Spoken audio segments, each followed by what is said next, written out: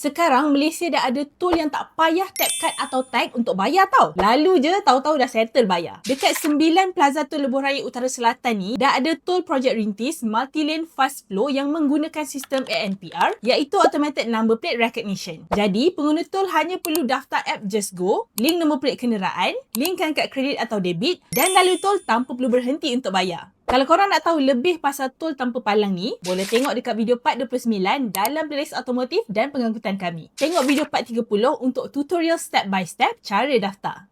Yang bagusnya sistem ni, korang tak payah beli kad fizikal, tak perlu selalu top up dan boleh dapat resit e-invoice automatic dalam app.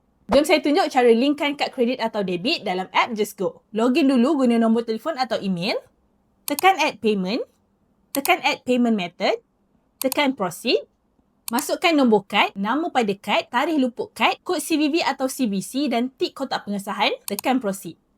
Settle link kad dalam app Just Go. Dah tak payah berhenti untuk bayar tol lagi. Share dan repost video ni supaya lagi ramai pengguna tol tahu juga. Follow isantrio.my untuk info best macam ni setiap hari.